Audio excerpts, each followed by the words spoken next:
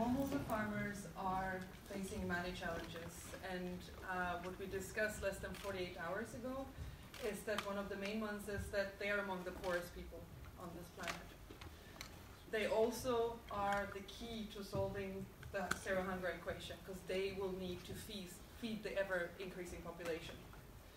So we had a total of 5 teams working on the smallholder farmer challenges, and they divided into looking at different components and aspects of the smallholder farmer value chain. So I'll hand over to my colleague Raoul to give a sense of how the school meals link into that, and then I think we'll go through the teams. Huh? Thank you, Anna. So school meals.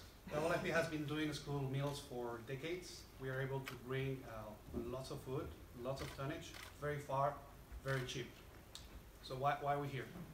Times are changing. Like now we have more information, more technology, more capabilities, and we want to change the way we do business. Governments want to do it, people want to do it, beneficiary wants to do it, we want to go more local. It's not just a matter of will, like we have evidence that is way more effective to buy locally, to have a much higher multiplier of every investment that we do in school meals. We are able to buy much more nutritious fresh food that we wouldn't be able to buy otherwise if we only use centralized or long supply chains. And for that, we have to create the right structures. This is something that is already happening in more than 40 countries with WFP. It's not nothing new, but we can improve a lot the way we do business. So like a year and plus ago, we are lucky enough to have a very strong tech and IT team within WFP. So we engage with them in school feeding to start some digital transformation process. There are several work streams and different parts of the value chain that we want to improve. And one of the biggest headaches we had before coming here was how are we able to buy from smallholder farmers, to buy local in an efficient, transparent, and good quality way. So that was before we come in here, because we are very lucky. We have 2 teams that they solve this issue, one technological and one in a social structure that any solution requires. So we're very excited to hear about it. Thank you.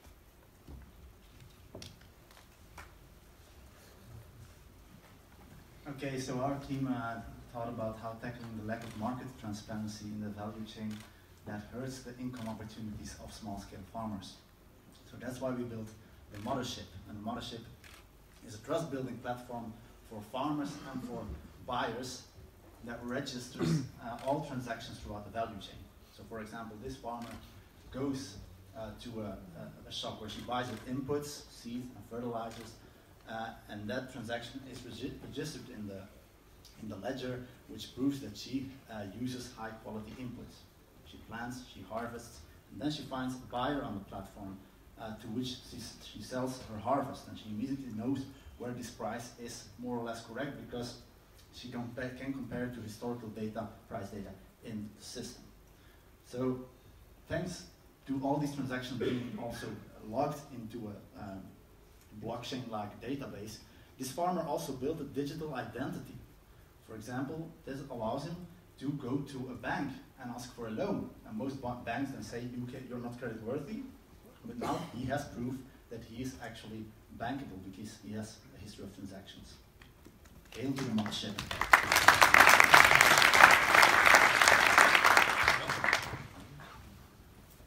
Hello, so we started from a problem that a lot of farmers face, that they can't access the market, and so they have a lot of post-harvest losses. And so we came up with a platform, because the solutions to this that exist now are either cooperatives, but it's quite a heavy structure and it's quite expensive, or you have local markets, but they don't have a lot of absorption capacity. So we decided, can we still kind of harness this economy of scale that you would have in a cooperative, but just for the moment of transaction, just on a temporary basis. So the idea is to build a platform where we would connect the farmers to the buyer, but innovative aspect of it would be that you could have one buyer who wants, let's say, 100 kilos of maize, and then different smallholder farmers could connect and say, I will supply 5 kilos, I will supply 10 kilos, I will supply 50 kilos. And once you have it completed, then the transaction would go through. So it's really just the idea to create a group, have this economy of scale, but just for the transaction, just for a small time.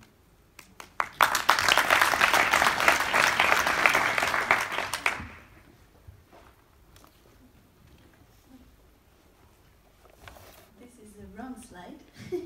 But we identified that too many school meals are not healthy enough due to a lack of connection. So our solution is based on building on trust and connection within the community by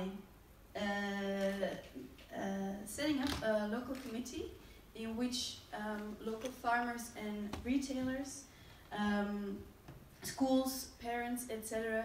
are represented. They come together at regular times to discuss the challenges in between them. Like this, we empower the community.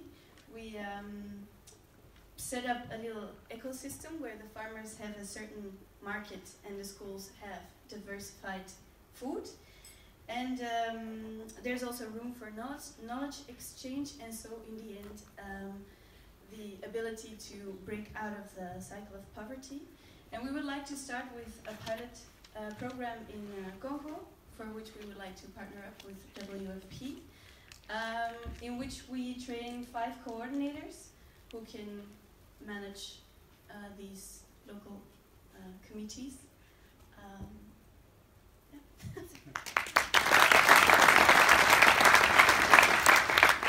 Everybody.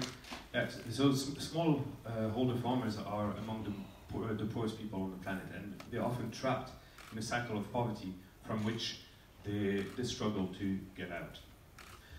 One of these difficulties is access to local markets, and this is traditionally addressed through cost-intensive training and visit schemes run by organizations such as the WFP or government. Our solution proposes to use a participatory video training system to maximize the impact of the traditional train and visit scheme. The video would be shot by a trained youth, and would feature a local farmer for improved impact. A study in India showed that cost can be reduced by 25% while increasing the impact of adoption by up to 7 times. It could be scaled and made sustainable by introducing the private sector to produce the training, and by introducing a fee for more advanced training material. Our partners here, Ravi and Mathilde, want to take it further, so yeah, feel free to reach out if you want help.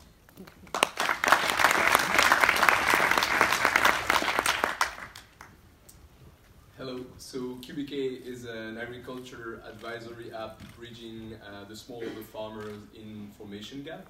And because today too many of them, especially in sub-Saharan Africa, don't have access to a smartphone or to internet, and among them the literacy rate is still pretty low, this platform works on an IVR system, interactive voice response menu. It's just a free outline that they can dial in to have access to the right information at the right time, anywhere, anytime, on any device in local language. So if you feel that you need a platform to push your data, your analytics that today stays in internet or in your database, it's actually the right platform to push it to the smallholder farmer that need it. Thank you.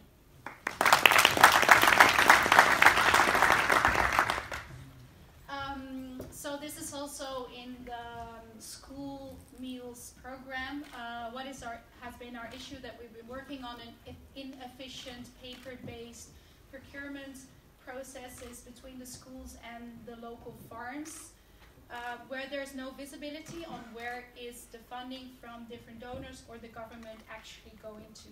So what is our solution? MESA, that's a platform that you see here in the middle between the school teacher or the procurement person at the school and the farmers, to make the procurement of the products happen.